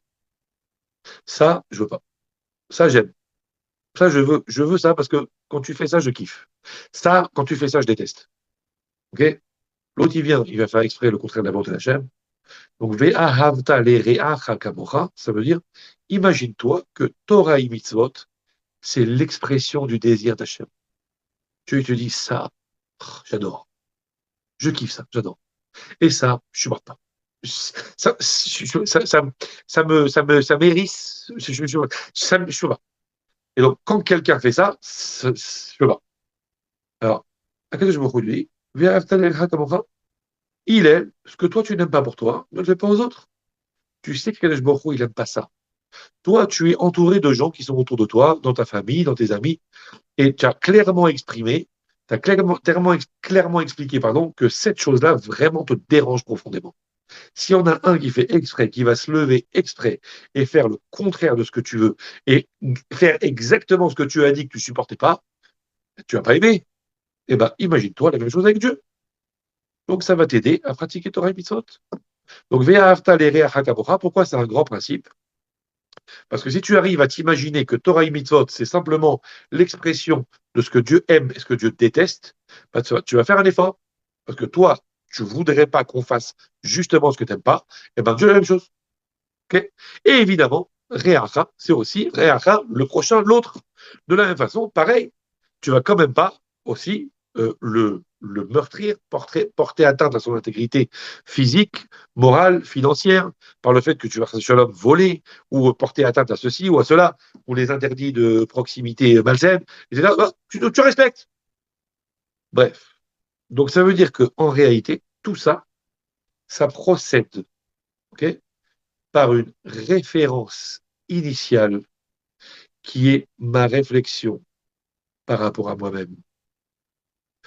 J'explique. Donc, toute la Torah entière, elle repose, d'après Rabbi Akiva, comme d'après Hillel, sur un pied, ok, qui est un principe dans lequel, vraisemblablement, toutes les mitzvot sont contenues. Ve'ahavta le re'acha kamocha. Tu aimeras ton prochain comme toi-même. Dit Rashi, ton prochain, ça peut être Dieu. Ton prochain, ça peut être ton prochain, l'autre. Mais tout ça, c'est ve'ahavta le re'acha kamocha. Ça veut dire que l'élément de référence, kamocha, comme toi, comme toi-même, toi-même, tu vois bien comment ça te fait mal quand tu n'apprécies pas quelque chose et qu'on fait exprès de te l'asséner quand même. Ça te torture, ça te fait mal. Ben, imagine ça chez l'autre. Donc ça veut dire que déjà le point central de la réflexion, kamocha, dans ta relation avec toi-même, dans la connaissance de ce que tu es, dans la connaissance de tes réactions, dans la connaissance de ce qui fondamentalement te compose, à partir de là, tu vas commencer à pouvoir t'exporter et commencer à envisager de quelle nature doit être ta relation avec Dieu et de quelle nature doit être ta relation avec l'autre. S'il n'y a pas d'abord le kamocha, s'il n'y a pas cette référence à soi-même, comprenez? Alors à ce moment-là, il n'y a pas de possibilité de se téléporter. Alors, je ne vais pas te dire, je vais pas, comment dire, je vais pas te définir. Je ne vais pas définir avec un mot, parce que moi, je ne suis pas un professionnel, mais je vous laisserai par vous-même envisager ça. Mais quelqu'un qui, lui-même, par rapport à lui-même, n'a de ressenti de rien, a extrêmement peu de sensibilité, extrêmement peu, comment dire, de, de compréhension ou de capacité à envisager ou à percevoir ou à ressentir les choses. Ouais. Et qui est capable donc de ce fait-là, puisque lui n'a pas de ressenti, je sais pas comment il s'est développé, je sais pas comment il a grandi, je sais pas de quelle façon il a été meurtri, comment il a été déchiré en 1000 morceaux quand il était petit, j'en sais rien. Mais c'est quelqu'un qui n'a pas de ressenti, pas d'émotion, pas de sentiment. Et donc de ce fait-là, il peut attraper quelqu'un comme ça, sans aucune espèce de retenue, parce qu'il n'a pas de ressenti en lui, donc le fait de faire du mal aux autres,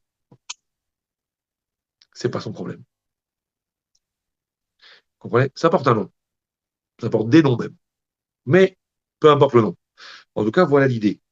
Ça veut dire que le développement de la relation par rapport à soi, d'un ressenti par rapport à soi-même, d'une compréhension de la réaction qu'on est censé avoir dans telle et telle situation, tel et tel cas, okay, où les choses reviennent vers soi, ça nous permet d'envisager la façon dont on doit travailler la relation avec l'extérieur de soi. Ça marche? Donc le kamocha, il est indispensable. Indispensable. Si, pardon, si quelqu'un n'a pas d'abord compris, il doit travailler sur cette notion de kamocha, comme toi, donc toi-même, ne peut pas travailler sur la notion de ve'ahavta l'ereacha, c'est impossible. Ok? Regardez bien jusqu'où ça va. Euh, Évidemment, c'est des choses qu'il faut comprendre après. Hein. Faut- Donc on a vu Rabbi Akiva.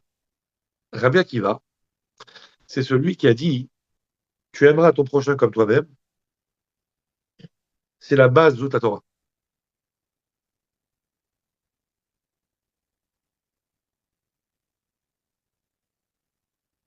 Il y a un passage dans la Gemara,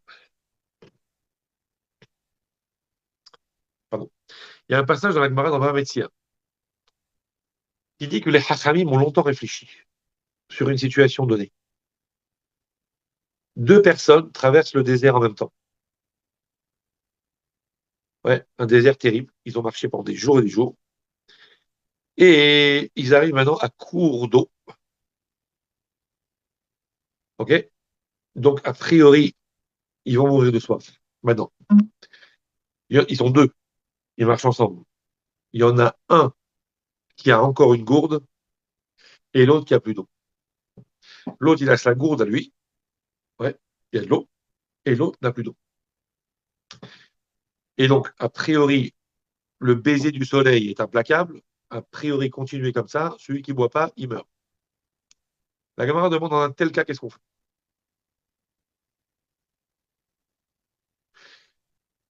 Les Hachamim disent, il vaut mieux, enfin, pendant des années, la Gemara dit, pendant des années, on a pensé que il valait mieux, ou il aurait mieux valu. Enfin, je ne sais pas comment on dit ça, hein, entre le présent et le passé.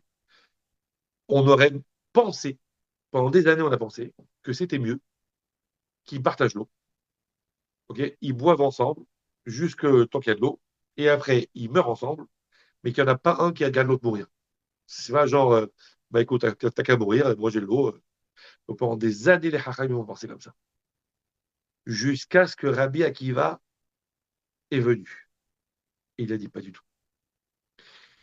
Il a dit, c'est écrit dans la Torah, Vechei achicha imach. Littéralement, ça veut dire ton frère vivra avec toi. Ok. Et lui, il a expliqué ce verset-là sur la base évidemment de références claires. Il a dit Vechei achicha imach. De là, on apprend Chayecha kodmin le chayecha vecha. Ta vie à toi passe avant la vie de ton prochain. Donc Rabbi Akiva a tranché, et c'est comme ça la lara. Dans un cas comme celui-là, alors ça paraît complètement cruel, ça paraît tout ce que vous voulez. Mais là, il faudrait analyser la Gemara là-bas pour comprendre évidemment l'intelligence de Rabbi Akiva. Mais pour l'instant, juste pour expliquer là où on en a besoin. Rabbi Akiva dit si la gourde est à lui et qu'il a une chance, lui, de s'en sortir et de vivre, il doit garder l'eau pour lui. L'autre va mourir, va mourir. Mais c'est, de toute façon, on va mourir tous les deux. Donc lui, il garde l'eau pour lui parce que Veche achira imach. Ton frère vivra, mais avec toi. Si la vie de ton frère va te coûter la tienne, ça ne marche pas. D'accord? Donc dans ce cas-là, il doit garder l'eau pour lui et je ne sais pas comment il doit se débrouiller après pour faire avaler la pilule de l'autre, j'en sais rien. En tout cas, toujours est-il que la halakha est comme ça et que donc il devra boire lui, garder son eau et continuer de vivre aux dépens de la vie de l'autre. Qui a dit ça? Rabbi Akiva. Le même qui a dit Ve'ahavta lereacha kamocha. Le même qui a dit tu aimeras ton prochain comme toi-même, c'est la base de toute la Torah. Donc ça veut dire que évidemment que la ahava du prochain, évidemment qu'elle est hyper essentielle. La relation à l'autre, elle est évidemment hyper essentielle. La relation à Dieu, elle est évidemment hyper essentielle. Mais il faut bien considérer qu'elle part d'un point d'ancrage indispensable, qui est le fait de considérer que l'existence de l'individu que je suis, que vous êtes, que nous sommes, est une valeur. Que sans ça, il n'y a rien du tout. Il n'y a rien du tout. OK? Ça veut dire que si quelqu'un comprend que le fait qu'il faille, comme on dit souvent, même dans les milieux chassidiques, les shivas, etc., il faut être battel à Dieu, il faut être battel, il faut s'écraser, il faut s'annuler devant Hachem. OK, il faut s'annuler. Maintenant, le fait, si on doit considérer que le fait qu'il faut s'annuler, ça veut dire que sa propre volonté doit être effacée face à celle d'Hachem. De là, quelqu'un serait amené à comprendre. Ça veut dire que ma valeur n'en est pas une, que je ne vaux rien et que je suis simplement dans le genre de la chair à canon. C'est pas vrai, c'est faux. La preuve, c'est que Rabbi Akiva qui te dit tu dois penser à l'autre, tu dois penser à l'autre, tu dois penser à l'autre, tu dois penser à l'autre. Tout, l'amour du prochain, c'est la base de tout. Sortir de soi pour aller chez Dieu, sortir de soi pour aller chez l'autre. La base, le même Rabbi Akiva, il te dit si tu considères pas ta propre existence comme une valeur, c'est impossible d'arriver à Véa Falecha comme ça. C'est impossible. Impossible. Donc, et on répond à la première question qui a été posée tout à l'heure. Donc, le fait de la considération de la valeur même de sa propre existence. Encore une fois, je ne parle pas d'orgueil, pas du tout, pas du tout, pas du tout. Mais il faudra encore aller un peu plus loin pour comprendre la différence réelle entre les deux. Mais je ne parle pas du tout d'orgueil, pas du tout, shalom, pas du tout. Mais d'avoir conscience de la valeur qu'on a. Par le fait on a été créé par Gauchebourg, c'est déjà une valeur en soi. Mais le fait même de l'existence individuelle qui nous compose, ou que nous composons, si vous voulez, si on ne considère pas ça d'abord comme une valeur intrinsèque, il n'y a pas de possibilité d'amour du prochain. Comprenez? Impossible, dit Rabbi Akiva. Impossible. On est dans le 1.2. Hein. Donc le deuxième volet du premier truc sur la Simcha. Ouh, il y a encore du boulot. Il y en a d'autres des volets. Oula, il y a plus de volets que de fenêtres. Mais, mais attendez, mais on avance doucement. Donc ça veut dire qu'on a une obligation de considérer sa dimension à soi comme une valeur sans laquelle il n'y a pas de possibilité d'exportation vers l'autre. Tu veux être efficace dans ton chesed.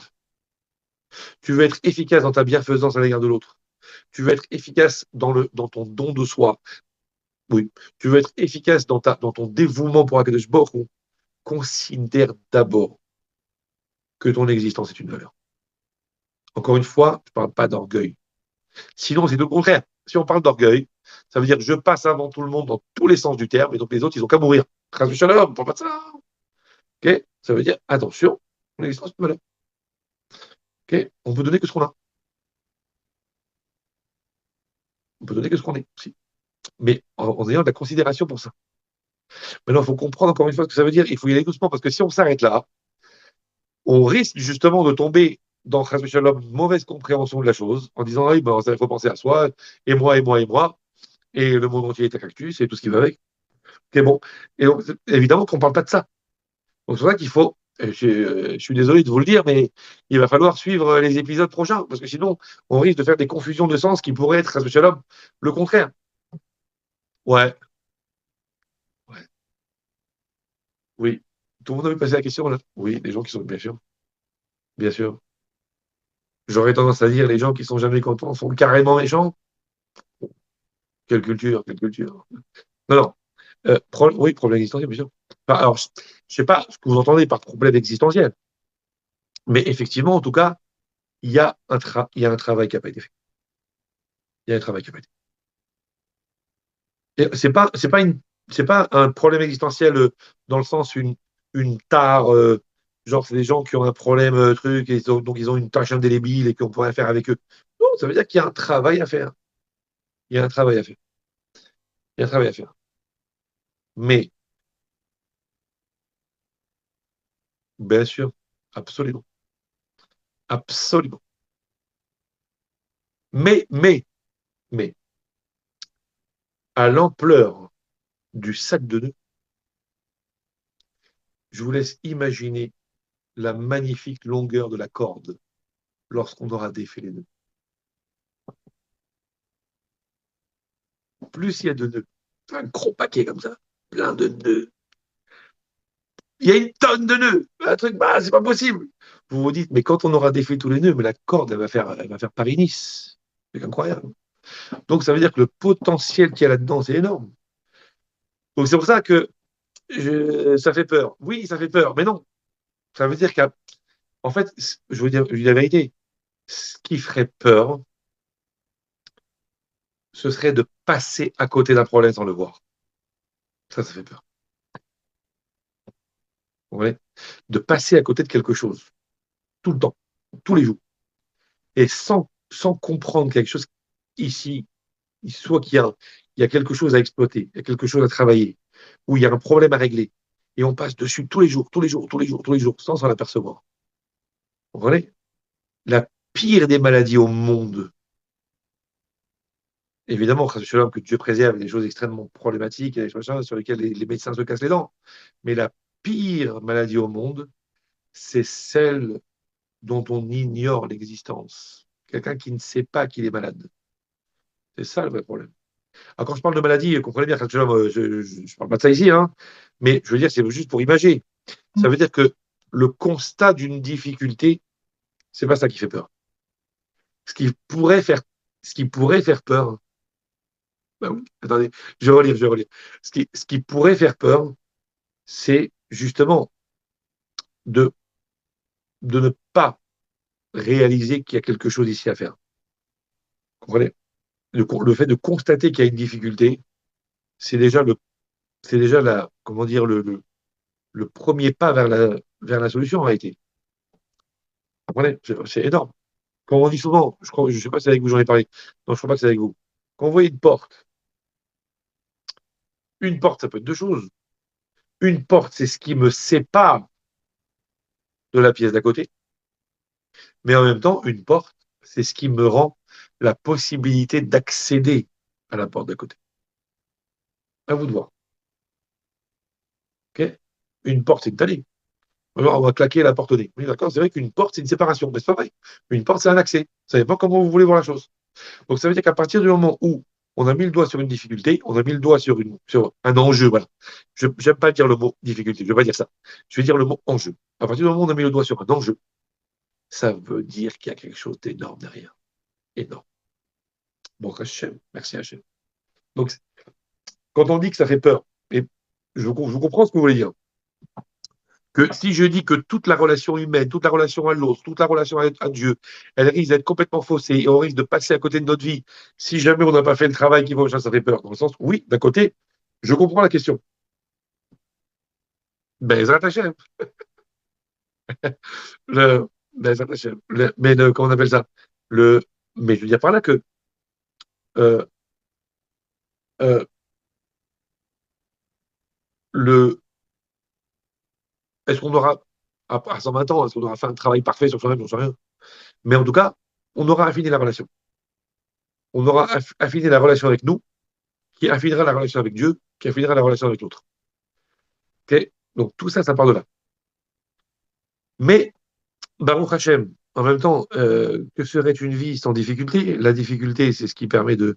Ben, je disais ça à ma fille tout à l'heure. La difficulté, c'est toute la pollution qui nous entoure, qui nous empêche de nous accéder. Eh ben, absolument. Absolument. Alors, j'y arrive tout de suite à votre question. Je disais ça à ma fille tout à l'heure. Je ne sais plus de quoi en parler. Elle me dit, ah, mais c'est galère. Ah, c'est galère.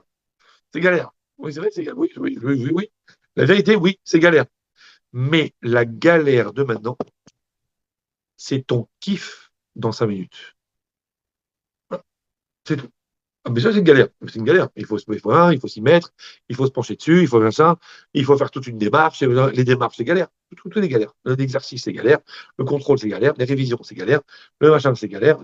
Tout est galère. Maintenant, la galère de maintenant, c'est la préparation au kiff de dans 5 minutes. Dans 5 minutes, dans 10 minutes, de demain, dans 10 ans, j'en sais rien quoi. Moi. Oui, absolument. Absolument. Absolument. On l'a dit en même temps d'ailleurs. Mais évidemment, mais ça veut dire que bien, mais s'il n'y a pas d'enjeu, c'est pas rigolo. Vous comprenez? Mais regardez, regardez, entre nous,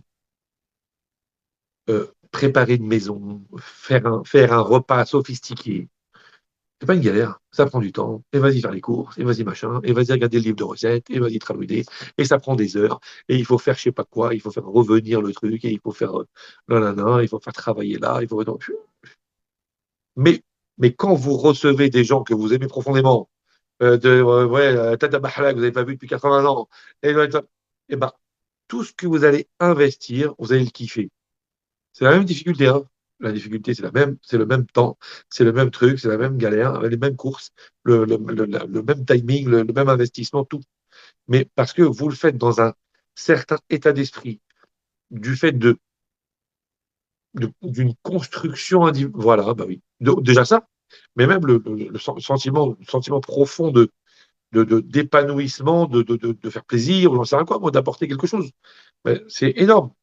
Mais c'est une galère. Mais regardez un petit peu le kiff que ça va produire. Dans tout, c'est comme ça. Dans tout, c'est comme ça. Dans tout. Il va me dire que l'éducation des enfants, c'est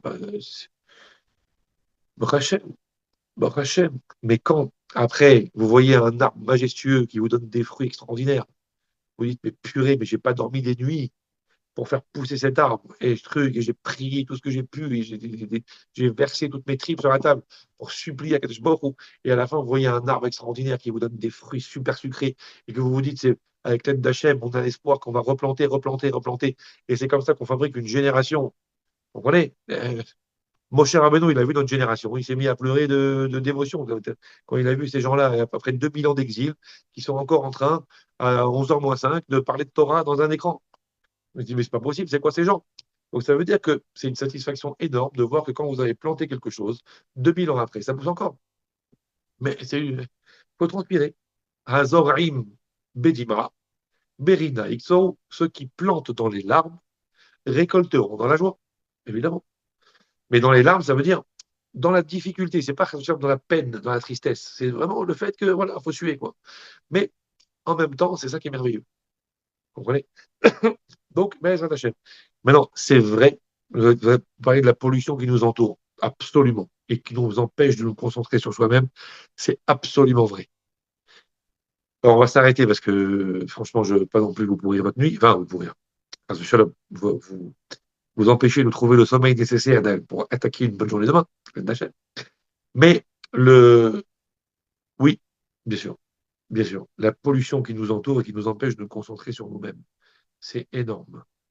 C'est énorme. Et entre parenthèses,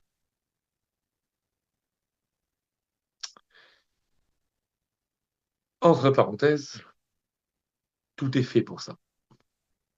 Tout est fait pour ça. Le monde qui nous entoure est un monde qui nous happe, est un monde qui nous déconcentre, est un monde qui nous... Toutes les 5 minutes, il y a un truc. Quand c'est pas un texto, c'est un mail. Quand c'est pas un mail, c'est un truc. Quand c'est pas un, c'est une note, un nouvelle. Bon, tout est fait exprès pour qu'on soit tout le temps, tout le temps, tout le temps, tout le temps tiraillé dans des... Ça flash, ça truc, ça tout le temps.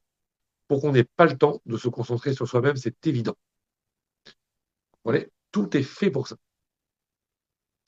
De qui avons-nous pris l'exemple? Pas nous, le monde qui nous entoure. De Pharaon. Pharaon. Les Juifs se sont mis à prier, les Juifs se sont mis à croire en Dieu, les Juifs se sont mis à espérer. Moshe Rabbeinu est venu voir Pharaon en disant, ça y est, maintenant c'est la fin de l'histoire, Dieu m'est apparu, et ça y est, c'est fini ton esclavage. Ça y est, maintenant nous sommes des hommes libres, et nous allons sortir, et tu vas nous libérer. Et les Israël ont dit, ouais, on veut être libérés, on croit en Dieu et Hachem. Maintenant, ah, c'est comme ça. Eh ben, on va doubler la dose de travail. Jusque-là, vous ne travailliez que le jour et la nuit, vous faisiez dodo. Maintenant, même la nuit, vous allez travailler pour aller chercher la paille. On ne vous fournira plus le matériel, vous irez le chercher vous-même. Vous travaillerez jour et nuit, puisque maintenant vous avez encore le temps de réfléchir à votre condition, de réfléchir à votre émouna, de réfléchir à votre épanouissement personnel. Et ben, on va faire en sorte que vous n'ayez pas le temps de réfléchir à ça. C'est comme ça que on crée comment dire, de, décidément les mots m'échappent. Pas une dictature, c'est pas, enfin si c'est une dictature, mais comment on appelle ça? Quand on empêche juste de réfléchir justement. Oh, incroyable. Vous l'avez, c'est sûr. Je- vous l'avez. Oh là, c'est incroyable. Bref, donc c'est un peu l'idée. Ça va me revenir le mot. Pas si, pas conditionnement. Euh, euh, bon, ça va me revenir. Euh, oh là, c'est fou. Ouais, c'est une sorte d'asservissement, mais vraiment quelque chose de. Ouais, aussi, c'est lié. Mais oh, ça va revenir, ne vous inquiétez pas. Attachez. Après une bonne nuit de sommeil, peut-être, je sais pas. Alors, en tout cas, euh, pas assimilation. Mince. Bon, pas. Aliénation, c'est aussi un mot. Ouais, mais c'est pas le mot qui me vient, mais c'est un peu ça. Donc, en fait, c'est l'idée. C'est, c'est comme ça en empêchant les gens de réfléchir. Mais si seulement on laissait aux gens le temps de réfléchir sur leurs conditions, mais c'est, ouais, aussi, c'est un peu ça. Euh, le, C'est-à-dire que d'abord, il s'épanouirait beaucoup plus, il prendrait le temps de se construire. Mais surtout, la moitié des régimes politiques. Mais déjà, ils disent qu'il y a une instabilité en France. C'est les premiers ministres, ils valent, sans jeu de mots, les uns derrière les autres. Ouais. Mais, mais imaginez ce que ce serait si les populations réfléchissaient vraiment. Vous comprenez. Mais si on laissait le temps aux gens de réfléchir. Mais aujourd'hui, regardez, ils n'ont même pas le temps de réfléchir. Que déjà, ils sont sur les réseaux sociaux en train de dire, ouais, c'est pas normal, c'est pas normal. Et une fois qu'ils ont fermé le téléphone, ça y est, ils oublient. On va faire autre chose. Mais si vraiment les gens prenaient le temps de réfléchir sur les conséquences de certaines choses, mais dans cette société de malades, il y a des choses qui sont inacceptables. Inacceptables. C'est normal qu'une petite gosse de 11 ans ne puisse pas rentrer chez elle de l'école. C'est normal, une chose pareille. Ah oui, non, mais c'est pas de notre faute, parce que vous comprenez, on aurait bien voulu le traîner en justice, on aurait bien voulu l'enfermer en prison, on aurait bien voulu le renvoyer chez lui, mais vous comprenez, vous comprenez, c'est pas possible. Mais, mais pour moins que ça, on avait des gens dans la rue. Mais les gens, ils réfléchissent pas. C'est tous les jours, clac, clac, tous les jours, tous les jours, tous les jours, tous les jours, tous les jours, tous les jours. Des gens qui se font frapper dessus, des gens qui se font poignarder, des gens qui se... Mais si les gens prenaient juste le temps de réfléchir à leurs conditions, mais les régimes politiques ne pourraient pas tenir. Il y aurait tout le temps des révolutions. Donc on est obligé de faire en sorte que, comme disait César, ouais, donnez-leur du pain et des jeux. Oui, ils sont contents. Mais du pain et des jeux. Vous comprenez? Non, mais non. Pendant les Jeux Olympiques, tout le monde était content. pendant les Jeux Olympiques, mais Paris, c'était le Gan Eden, Paris. Vous comprenez? Le périphérique était toujours ultra blindé, c'était une tuerie, c'était un l'enfer sur Terre, mais Jeux Olympiques, oh, quelle ambiance! Comme c'était magnifique, c'était merveilleux. Après, moi, je veux pas faire de la politique, ça ne m'intéresse pas, mais c'est pour comprendre en fait le système humain, comment il fonctionne. Parce qu'évidemment, à haut niveau, ça se voit, complètement. Mais à haut niveau, ça se voit. Vous comprenez? Quand vous avez... Mais effectivement, mais l'information, ils peuvent nous dire ce qu'ils veulent, mais l'information, elle est filtrée 1000 fois, évidemment. Évidemment. Donc, parce que, évidemment, que si l'homme pouvait se concentrer sur lui-même un tout petit peu, ça changerait complètement la donne avec ça, dans sa relation à l'autre. Vous comprenez? Et si jamais, là, je vais un petit peu plus loin et on s'arrêtera là-dessus, mais si jamais il pouvait réellement euh, s'analyser vraiment à 100%, il ne pourrait pas faire autrement que de croire en Dieu et de devenir quelqu'un d'extrêmement fervent. Vous comprenez? Il y a des choses, euh, c'est-à-dire que normalement, la pureté du regard pour quelqu'un qui voit les choses en fonction de sa construction profonde et réelle, comme vous avez dit, en faisant abstraction de tout ce qui nous pourrit la vie et tout ce qui nous empoisonne, et tout, et bien exactement, il boit des doutes et il boit des doutes les deux. Mais ça veut dire que il arriverait obligatoirement à une conclusion comme ça. Obligatoirement. Le problème, c'est qu'effectivement, on nous empêche de la conclusion. Mais encore une fois, ça fait partie d'un process. Ça fait partie d'un process. C'est pas pour rien que les choses soient compliquées. Heureusement que c'est compliqué. Si c'était pas compliqué, euh, si c'était pas compliqué, on pourrait pas s'épanouir non plus. Ça veut dire que on ne peut pas s'épanouir si on n'a pas une conscience parfaite de la réalité telle qu'elle est. Et on ne peut pas s'épanouir si on n'a pas des forces d'opposition face à nous qui nous obligent à lutter dans le sens de ce dont on a pris conscience. Ça veut dire que c'est impossible de s'épanouir si on n'a pas une conscience claire, mais en même temps, une conscience seule n'a jamais avancé dans ce monde. Il faut une conscience et des gros bras. Et pas des gros bras physiques, les gros bras de la conscience. Et le seul moyen jusqu'à maintenant de faire des gros bras, c'est de faire du culturisme, de faire de la muscu. C'est-à-dire, en fait, de soulever des poids extrêmement lourds et de pousser des portes extrêmement solides. C'est-à-dire que plus vous allez lutter contre une adversité, plus vous allez renforcer votre conviction et plus vous allez renforcer votre épanouissement. Si votre conviction n'est pas mise à l'épreuve, elle ne sera jamais une conviction épanouie. Jamais. Donc, heureusement que c'est difficile.